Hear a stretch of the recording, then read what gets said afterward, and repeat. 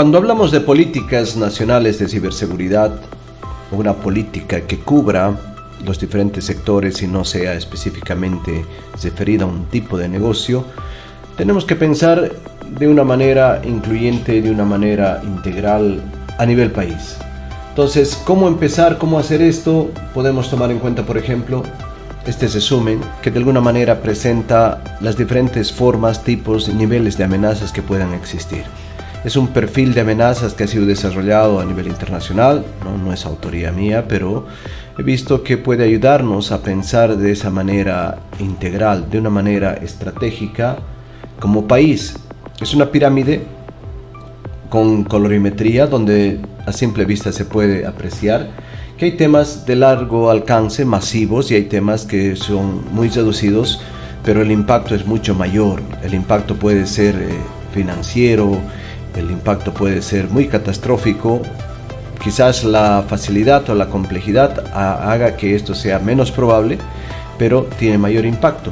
Si desglosamos brevemente esto, podemos ver, por ejemplo, que la base de la pirámide sería una tarea de corto plazo. Es un esfuerzo interno que puede ser canalizado de manera sectorial a través de las diferentes autoridades. Como lo que hemos estado conversando en ediciones anteriores, la ASFI ya ha generado hace casi unos 20 años regulación, la ATT un poco, la ASUS, de tal manera que podamos proteger la información del ciudadano boliviano en todos los ámbitos financieros, educativos, profesionales, industriales y demás.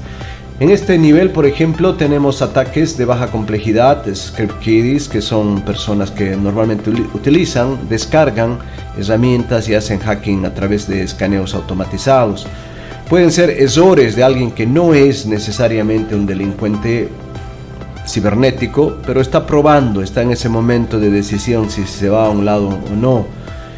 Los objetivos pueden ser correos electrónicos, pueden ser páginas web.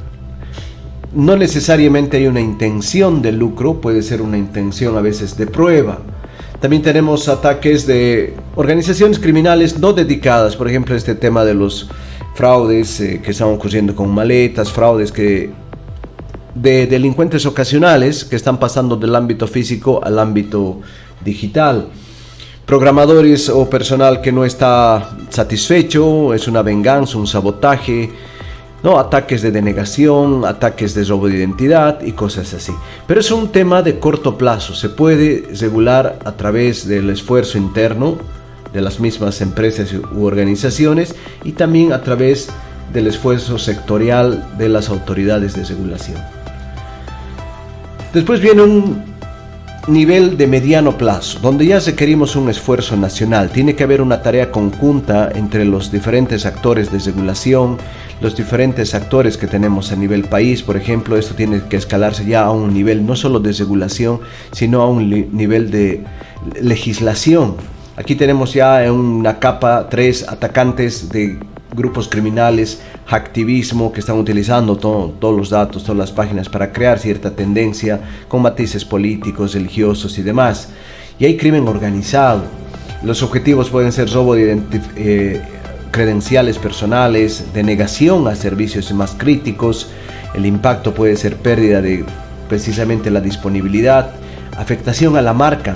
Pensemos que cuando se afecta la marca de un sector, no solo se está atacando a la identidad o al giro de negocio específico, eso repercute en nuestra imagen país. Entonces tenemos también cibermercenarios, o sea, ya en este nivel se están contratando servicios, por ejemplo, de la web oscura, donde se venden precisamente estos paquetes de ataques que uno puede organizar o lanzar. Ya son empresas corporativas, sistemas financieros, los objetivos, las herramientas, ya puede haber cracking a nivel ya de esquemas criptográficos, puertas traseras, ataques por búsquedas automatizadas y explotaciones manuales. Entonces, es un nivel que requiere de un esfuerzo nacional de mediano plazo. Estamos hablando de un segundo, tercer año. Y finalmente tenemos algo donde ya necesitamos no solo pensar como país, sino pensar de manera global, acudir a las instancias que nos hacen parte de grupos como la ONU, como las Naciones Unidas, como la OEA, como la Interpol, Ameripol y demás, porque el ciberdelito a nivel macro y a nivel ya bastante complejo, donde no solo es un grupo criminal, en muchos casos estos grupos criminales tienen apoyos de ciertas naciones que tienen intereses.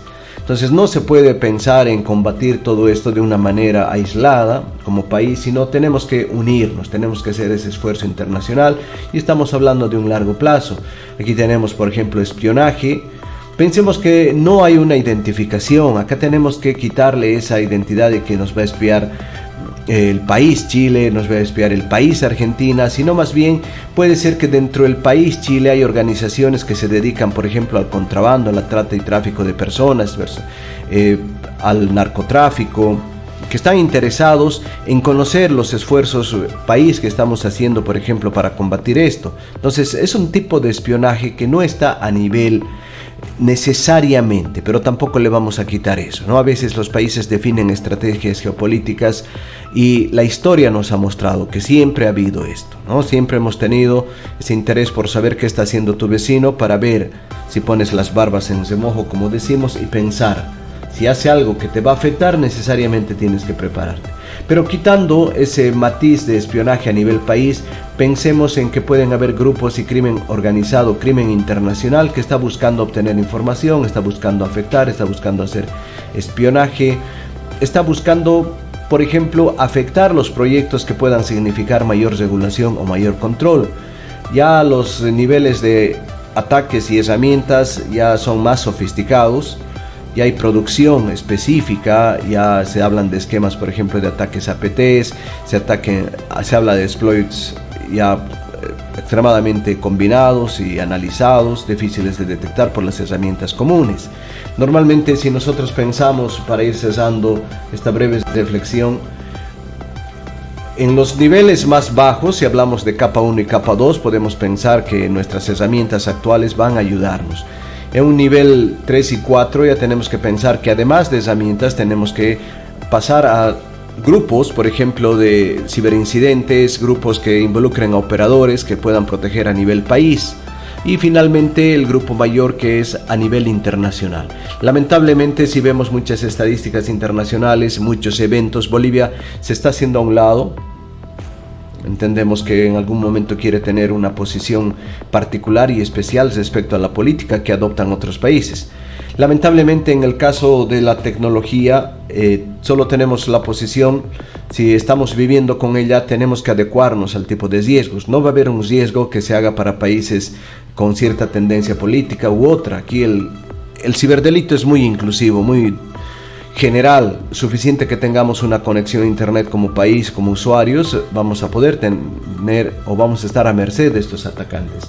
Entonces pensemos, podemos utilizar esto, acá hay un plan de corto plazo, podemos hacerlo rápidamente, ya tenemos esfuerzos lanzados, podemos pensar en un segundo, tercer año y un cuarto y quinto año para pensar que podríamos superar el nivel básico de ciberseguridad a nivel país e incluirnos ya en las ligas internacionales y participar de estos.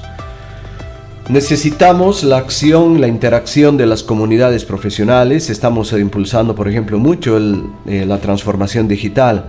Lamentablemente a veces no nos integramos entre profesionales y no creamos una base. Tenemos que hablar de funcionalidad. Está bien, la tecnología es importante, la funcionalidad, el ancho de banda es importante, pero ese ancho de banda tiene que ser seguro. A veces hay contraposiciones que si nosotros le colocamos seguridad, disminuimos la capacidad de ese ancho de banda, pero tenemos que sopesar, perdemos un poco de funcionalidad y ganamos más en seguridad. Entonces queremos compartir esta breve reflexión, formas, tenemos que agotar los esfuerzos y de alguna manera ver que como país podamos seguir mejorando. Hemos visto en los últimos 20 años que nos ha tocado vivirlos con mucha intensidad, que hemos avanzado, pero nunca es suficiente. No tenemos que seguir dando ese esfuerzo desde el lugar que podamos estar y promoviendo, ¿no?, estas iniciativas que se puedan dar como país, como ciudadanos y necesariamente, ¿no? Son personas que nos estamos de alguna manera beneficiando por todo el avance de la tecnología. Muchas gracias.